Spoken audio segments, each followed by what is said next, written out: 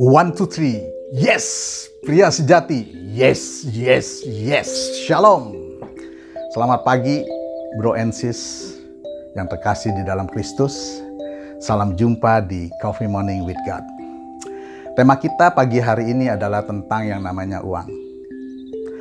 Bro and sis, hari-hari ini kita banyak melihat, banyak mendengar, bahkan mungkin juga menyaksikan sendiri bahwa hari-hari ini begitu banyak keluarga-keluarga, pasangan suami istri yang mengalami keretakan di dalam kehidupan pernikahannya. Yang ujung-ujungnya berakhir di kasus perceraian. Hal ini sangat disesali, apalagi kalau terjadi kepada umat Katolik. Dan ternyata salah satu pemicunya adalah yang namanya uang. Ketika di Kempriskat, di sesi hukum maksimal, kita tahu bahwa ada 5 dosa yang menyebabkan banyak pria tidak bisa masuk ke dalam potensi maksimal di dalam hidupnya. Banyak pria yang mengalami kegagalan-kegagalan di dalam bisnisnya, kegagalan-kegagalan di dalam pernikahannya, dan salah satu dari 5 dosa itu adalah penyembahan berhala. Saya akan bacakan firman Tuhan dari surat Rasul Paulus yang pertama kepada Timotius, yaitu 1 Timotius 6 ayat yang ke-10. Karena akar segala kejahatan ialah cinta uang. Sebab oleh memburu uanglah beberapa orang telah menyimpang dari iman dan menyiksa dirinya dengan berbagai-bagai duka. Bro and sis, Tuhan tidak melarang untuk kita mencari uang yang banyak. Tuhan tidak melarang kita untuk menjadi kaya. Tapi yang Tuhan benci adalah kalau bro and sis dan saya, kita semuanya cinta uang, lebih mementingkan uang. Kenapa? Karena uang itu bisa membuat orang menghalalkan segala cara. Karena itu berhati-hatilah dengan yang namanya uang. Yesus berkata di dalam Injil Matius bab 6 ayat yang ke-24, tak seorang pun dapat mengabdi kepada dua tuan. Karena jika demikian, ia akan membenci yang seorang dan mengasihi yang lain. Atau ia akan setia kepada yang seorang dan tidak mengindahkan yang lain. Kamu tidak dapat mengabdi kepada Allah dan kepada Mammon. Bro and sis yang dikasihi Tuhan, kenapa Yesus berkata seperti itu? Karena uanglah yang bisa menggantikan posisi Tuhan. Uang bukan segala-galanya, tapi segala-galanya butuh uang. Uang nggak dibawa mati. Tapi kalau nggak ada uang, bawaannya mau mati. 10%, 20% kasus perceraian itu pemicunya adalah masalah ekonomi. Kalau kita cari uang, kemudian lebih mementingkan uang dari Tuhan, kita tidak memperhatikan keluarga, tidak jujur kepada istri, bahkan mengkhianati istri, mengorbankan anak dan istri, saya katakan itu berhala. Dan berhala ini jelas memakan korban.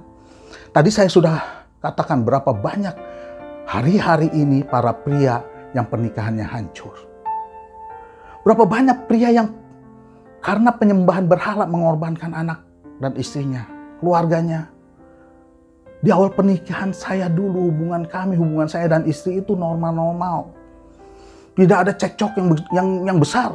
Ya, meskipun kami hidup sederhana dan saat itu rumah masih ngontrak, tapi seiring berjalannya waktu mulai punya momongan, karir saya mulai menanjak, dan penghasilan pun juga mulai banyak berlimpah. Bisa beli rumah, mobil mewah, dan barang-barang mewah lainnya, pokoknya hidup berkecukupan banyak uang. Nah, disinilah ujiannya bagi seorang pria. Uang menjadi Tuhan, T-nya kecil ya. Bagi saya menggantikan posisi Tuhan yang sesungguhnya. Saya mulai larut dengan dunia malam, mabok-mabokan, mulai nggak jujur sama istri, mengkhianati istri, selingkuh. Rumah tangga nggak harmonis, nggak damai, nggak bahagia. Saya sampai 5 kali kecelakaan tabrakan ya. Saya dulu ada 5 mobil dan 5-5-nya hancur. Saya tabrakin semuanya karena mabok dan ngantuk. Saya tobat, nggak. Tapi saya tobat kumat. Waktu kecelakaan sih ya ampun, bilang tobat, Tuhan tobat. Tapi begitu beres ya, business as usual. Kumat lagi, kenapa? Karena duit masih banyak. Bertahun-tahun Saya hidup puter-puter di padang gurun di dalam dosa. Sampai akhirnya Tuhan izinkan saya mengalami kebangkrutan. Nah, saat bangkrut inilah ternyata rencana Tuhan sangat indah buat saya. Saya nggak pernah bermimpi bisa jadi pembicara. Tapi Tuhan pakai saya, Tuhan bimbing saya masuk ke pertobatan yang sesungguhnya. Tuhan pulihkan pernikahan saya dan hubungan saya dengan anak-anak. Ya, Tuhan pulihkan keluarga saya, pulihkan keuangan saya. Tuhan berikan saya talenta dan mampukan saya untuk boleh menjadi alatnya, menjadi saluran berkatnya. Puji Tuhan, sampai saat ini saya terus berproses. Mohon kekuatan Tuhan untuk tetap bisa setia dan tidak jatuh lagi ke dalam dosa.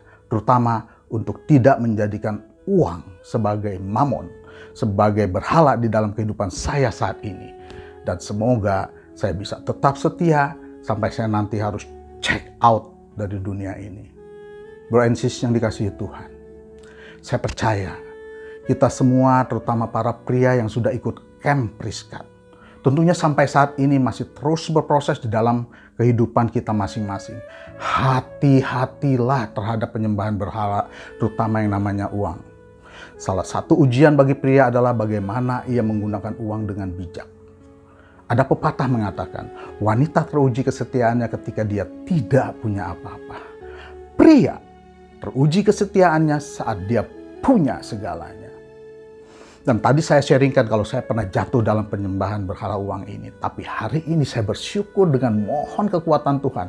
Saya boleh diberi kesempatan untuk bisa mendapatkan uang dan menjadikan uang untuk berkat buat keluarga. Untuk bantu saudara-saudara, teman-teman yang butuh bantuan. Untuk kegiatan-kegiatan pelayanan. Untuk persembahan. Dan yang terpenting untuk kemuliaan nama Tuhan. Bro and sis yang terkasih, terutama para pria, sekali lagi saya mau katakan, berhati-hatilah dengan yang namanya uang. Uang bisa menjadi berkat, tapi bisa juga menjadi berhala. Tuhan Yesus dengan tegas mengatakan, tak seorang pun dapat mengabdi kepada dua tuan. Kamu tidak dapat mengabdi kepada Allah dan kepada Mamon. Kalau saudara sayang keluarga, sayang istri, anak-anak, kalau di antara saudara masih ada yang mentuankan uang teh kecil, stop dan jangan lakukan lagi. Ingat, penyembahan berhala akan meminta korban.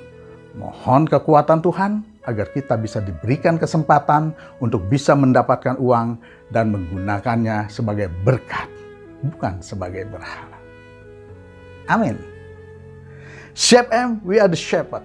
Shape M, we are the shepherd. Shape M for His glory. God bless.